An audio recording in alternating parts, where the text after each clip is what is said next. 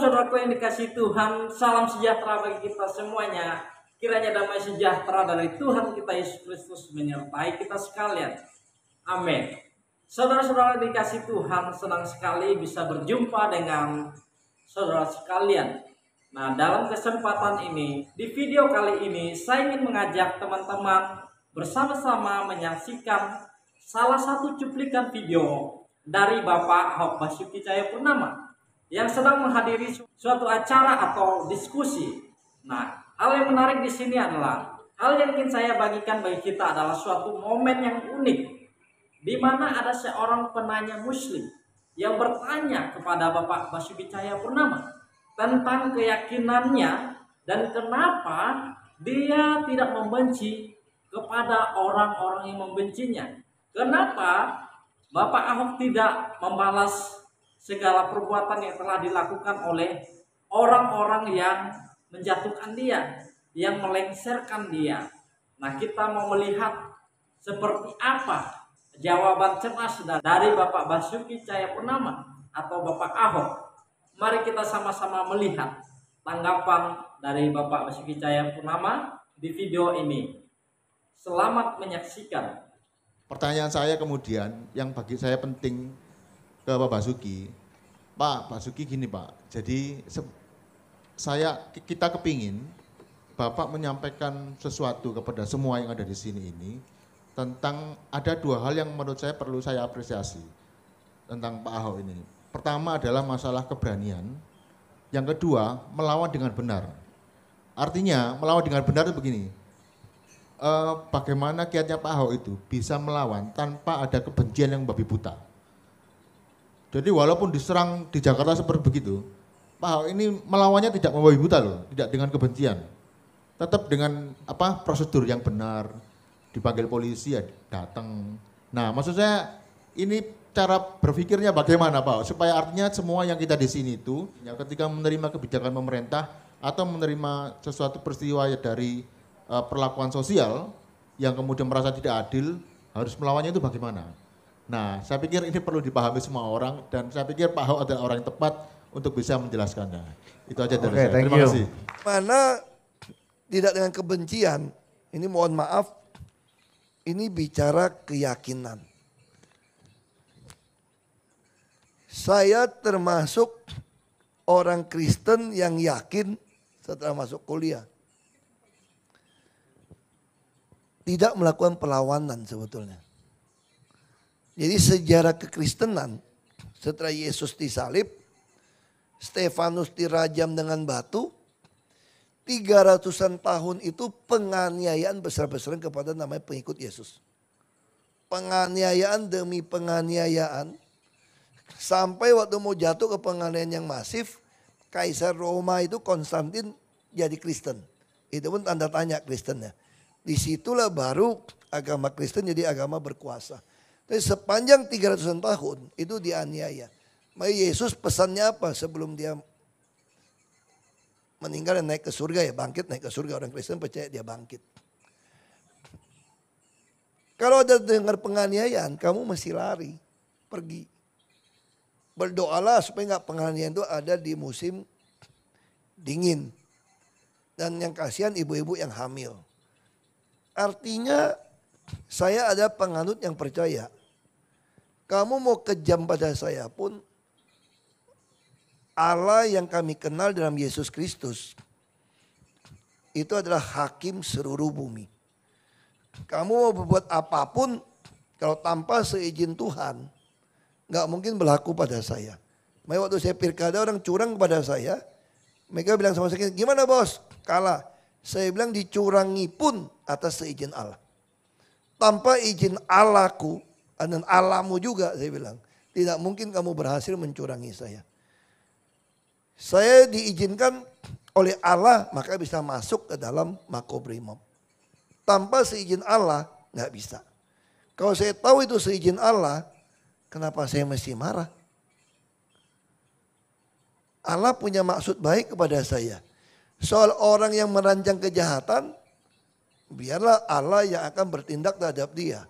Mudah-mudahan dia juga menjadi orang yang bertobat mengenal Allah. Sama kayak ditanya wartawan kasus sekarang soal salib gimana? Buat orang Kristen tidak akan marah sebetulnya. Ketika orang mengatakan salib ada jin atau apapun. Toh dia sedang berhadapan dengan Allah. Dan bagi iman saya, Allah saya itu Allah yang hidup. Allah yang sudah bangkit dari mati.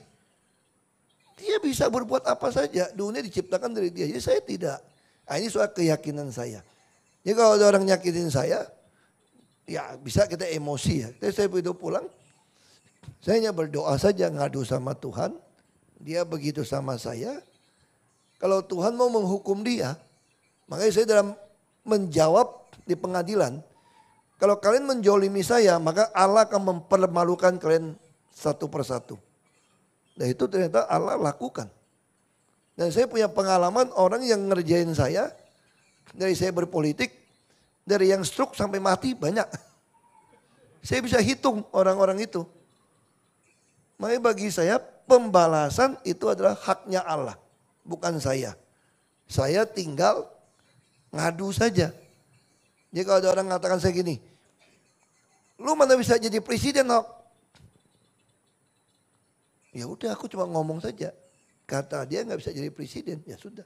Kayak dulu sepupu saya bilang begini, itu Koko Ahok itu gila kali ya, mau jadi gubernur DKI. Ya saya cuma ngomong saja. Apakah lalu saya pikir Tuhan bilang saya bisa jadi presiden? Oh enggak ada tuh di kitab manapun. Itu kadang-kadang itu dukun palsu itu ngomong gitu. Itu nabi-nabian palsu. Karena di Kristen juga banyak nabi-nabian palsu. Suka mengklaim Tuhan ngomong, kamu jadi ini, Tuhan ngomong. Dukun apa kamu gitu loh. Emang Tuhan gak bisa ngomong sama saya? Saya suka komplain. Tuhan ngomong, enggak. Tuhan tidak pernah ngomong sama saya bisa jadi presiden di Republik ini. Tidak. Itu jelas. Gak pernah ngomong. Baca Alkitab gak ada ngomong. Saya pengen jadi presiden, oh iya dong. Kalau jadi politik kenapa gak mau jadi presiden? Bisa jadi gak? Gak tahu. Nggak tahu. Makin orang nekan saya, makin mau potong saya supaya nggak jadi presiden, saya makin mau jadi presiden. Orang marah kan sama saya kan? Mana bisa jadi presiden? Lu udah selesai. Ya sudah. Itu kata kamu. Gue jalan terus aja pokoknya. Kan saya masih ada nafas. Saya berhak dong punya keinginan. Masa saya nggak boleh punya keinginan jadi presiden? Lalu orang marah, ya marah kamu urusan kamu lah, aku gak mau pusing. Nah, tapi jangan dibalik soalnya saya percaya saya jadi presiden. Enggak. Yang penting saya pengen model Abraham ini tidak mundur. Saya aja mau jadi presiden. Kalau saya gak jadi ya lu jadi dong. Kalau kamu gak jadi anak kamu dong. Baru namanya Indonesia. Kalau enggak ngapain kita di sini? Kalau satu hari kita bisa jadi presiden, kita mulai hitung-hitungan aja nih. Ngapain? Kita nggak punya hak yang sama. Nah sayangnya di antara kita, terutama orang turunan, nggak yakin dong nggak.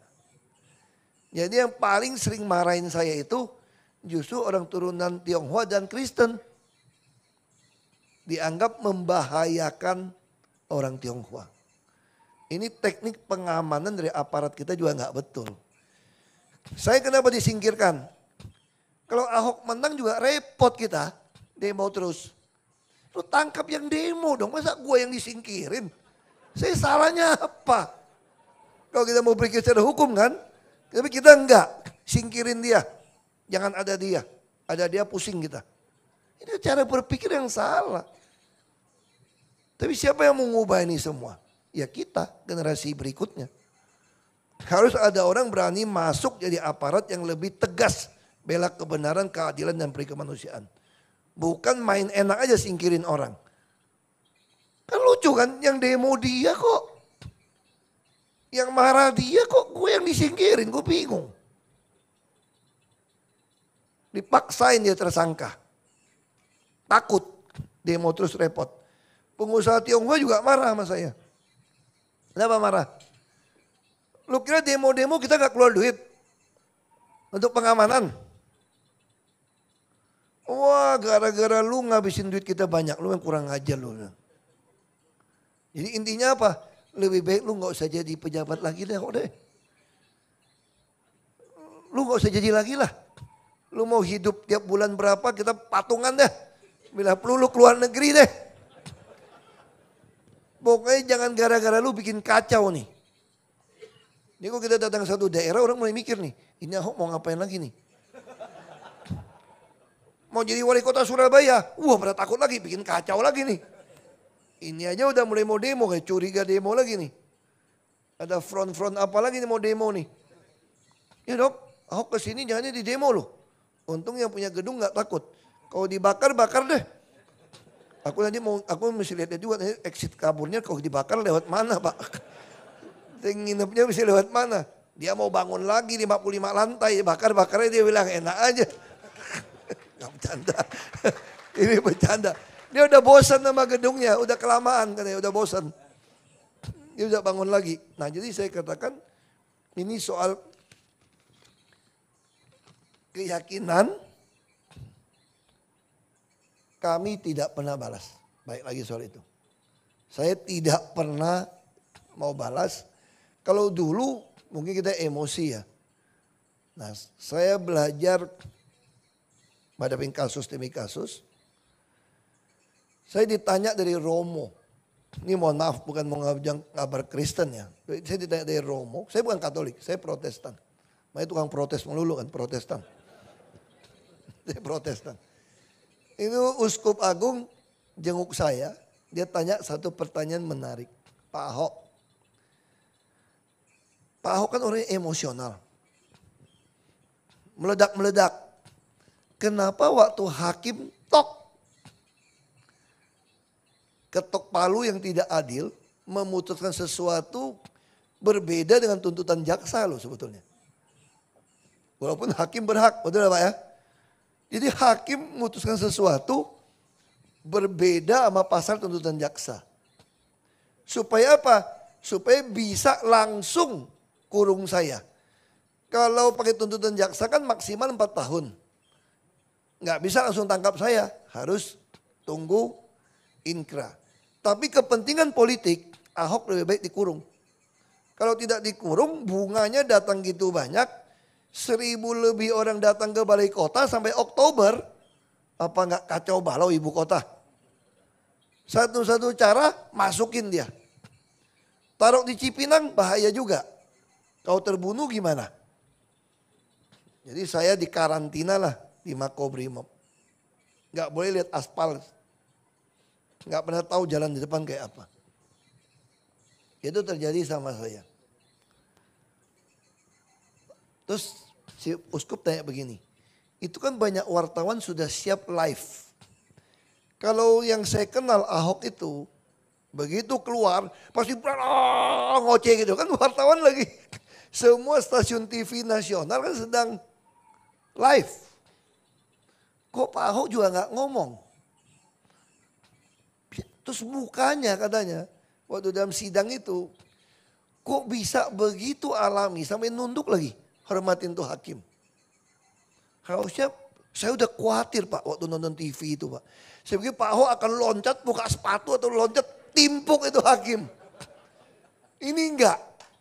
Ya, Pak Ahok nunduk, kasih hormat dengan muka tidak marah, tidak dibuat-buat. Sampai turun dari mobil di Cipinang, kita lihat muka Pak Ahok kayak biasa aja. Nah saya jujur waktu di mobil tuh kayak ikut tur lucu loh. Wah seneng saya di mobil. Begitu masuk ke Cipinang, plang, saya dengar pintu besinya. Lagi plang, gak bisa keluar lagi nih gue nih. Dua kali plang, plang, masuk. Tapi di dalam tuh saya bisa tenang banget. Nah itu uskup tanya sama saya. Saya bilang saya nggak bisa jelasin waktu itu. Ada damai sejahtera di saya yang saya nggak bisa jelasin sama orang. Saya nggak bisa jelasin. Saya betul-betul damai. Ini Pak Janda saksi nih. Saya betul-betul tenang aja dari putusin vonis gitu. Bukan berlebihan. Saya ada damai nggak bisa saya jelasin. Akhirnya saya temukan itu ada ayatnya ternyata. Di Filipi 4 ayat 7. Dan kamu akan mengalami damai sejahtera Allah yang melampaui segala akal pikiran manusia. Damai sejahtera Allah ini akan memelihara hati dan pikiranmu dalam Kristus Yesus. Artinya apa? Anugerah. Jadi Allah saya mengizinkan ini terjadi pada saya. Dia juga memberikan anugerah damai sejahtera pada saya saat itu. Ini anugerah. Makanya saya bisa langsung melihat ke sejarah 500 tahun yang lalu. Ketika kaum reformator dibakar hidup-hidup oleh putusan gereja juga, mereka bisa sambil dibakar sambil nyanyi himne dukung satu dengan yang lain. Itu yang membuat John Calvin, seorang pengacara, jadi bertobat menjadi teolog Kristen Calvinis. Karena dia melihat orang dibakar ini punya damai sejahtera. Lalu kita masuk ke dalam Alkitab, saya cerita sama uskup itu. Ketika Stefanus ditimpuk, mau mati, dia nggak marah, dia malah berdiri. Minta Tuhan terima rohnya dia. Kalau kita balik ke Yesus sendiri, orang Kristen percaya Yesus itu adalah 100% manusia, 100% Allah. Jadi firman Tuhan jadi manusia itu Yesus. Maka ketika Yesus disalib, roh Allah meninggalkan dia. Harusnya secara psikologi dia teriak. Maka dia teriak, Allah Allah mengapa kau tinggalkan aku? Secara psikologi Yesus harusnya maki-maki orang, teriak-teriak. Tapi dia gitu tenang. Saya yakin ini adalah anugerah damai sejahtera Allah pada dia. Itu yang saya alamin. Jadi saya percaya kalau Allah mengizinkan seorang jadi martir, ditembak pun, dihukum pancung pun, dia pasti punya damai sejahtera itu. Asal itu dari Allah. Dan dia tahu Allah nggak pernah salah. Ini anugerah. Lalu yang kedua saya bilang, ini memang usaha kita. Usaha kita ada di mana? Ini Kolose 3 ayat 15. Kalau usaha itu begini mulainya. Hendaklah, berarti kita mesti lakukan nih. Hendaklah damai sejahtera Kristus memerintah hatimu. Sebagaimana kamu dipanggil menjadi satu tubuh dan bersyukurlah. Ini kita lakukan. Makanya saya minta damai sejahtera Kristus yang mati di kayu salib, yang dihina orang ada jin itu, memerintah hati saya. Dan saya penuh ucapan syukur. Makanya saya jujur lebih sehat sekarang daripada sebelum masuk. Badan saya lebih berisi sekarang daripada dulu. Kenapa? Kita sehari bisa push up 200 kali sama polisi iseng. Sekarang aja udah malas. Di dalam tahanan tuh sehari 24 jam push up 200 kali. Itu langsung gede tuh. Badan kita langsung gede semua. Jadi saya bilang itu yang saya alamin. Jadi kalau Bapak tanya, kenapa bisa, cara gimana? Saya bilang ini anugerah dan usaha. Saya percaya ketika Allah mengizinkan sesuatu terjadi dan kita bisa bersyukur menerima itu, tahu ini adalah kehendak Allah, pasti kita akan dapat. Nah, teman-teman sudah melihat sendiri bagaimana jawaban cerdas dari seorang Basuki Cahayapurnama atau Ahok ketika ditanya keyakinannya. Dia benar-benar dengan yakin kan bahwa dia beriman percaya kepada otoritas Tuhan Yesus Kristus.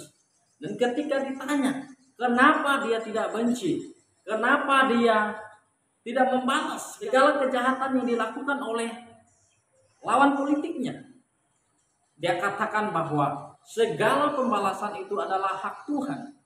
Dia tidak punya hak untuk membalas semuanya itu. Dan dia berkeyakinan bahwa hanya Tuhanlah yang akan membalas segala perbuatan mereka. Nah, ini begitu luar biasa, saudara. Karena di dalam pengajaran Kristen memang diajarkan bahwa janganlah membalas kejahatan dengan kejahatan, tetapi balaslah kejahatan dengan kebaikan. Dan kita lihat saudara-saudara bahwa orang-orang yang mencurangi Bapak Basuki Cahayapurnama satu persatu mengalami musibah. Bahkan kalau kita melihat banyak sekali mereka yang secara perlahan-lahan meninggal, sakit. Secara perlahan-lahan sakit, lama-kelamaan meninggal. Sudah terbukti. Bahkan orang-orang yang menjatuhkan Bapak Basuki Cahayapurnama sudah berada di dalam tahanan penjara. Balik dengan keadaan Bapak Basuki Cahayapurnama sekarang. Ketika dia mengalami suatu masalah, dia menyerahkan semuanya itu kepada Tuhan. Dan kita tahu bahwa sampai saat ini Bapak Bapak Basuki Cahayapurnama diberkati oleh Tuhan yang itu luar biasa. Karena ketaatannya, keyakinannya kepada Tuhan. Bahwa dia percaya bahwa segala yang dialami adalah dengan seizin Tuhan. Bahkan dia kehilangan jabatan pun dengan seizin Tuhan. Bahkan kalau ada orang yang mencurangi dia pun karena seizin Tuhan. Tanpa Tuhan semuanya tidak akan terjadi. Demikian juga dengan kita. Lewat kesaksian dari Bapak Basuki Cahayapurnama ini, semoga kita semakin yakin dan tetap pegang kejujuran, tetap pegang keadilan, tetap pegang kepatuhan kepada aturan. Jangan kita melawan, tapi serahkan segalanya kepada Tuhan.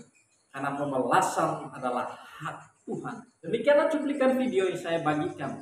Kiranya video yang saya bagikan ini memberkati kita semuanya dan menguatkan iman percaya kita kepada Tuhan. Salam sejahtera. Tuhan Yesus memberkati kita semua. Shalom.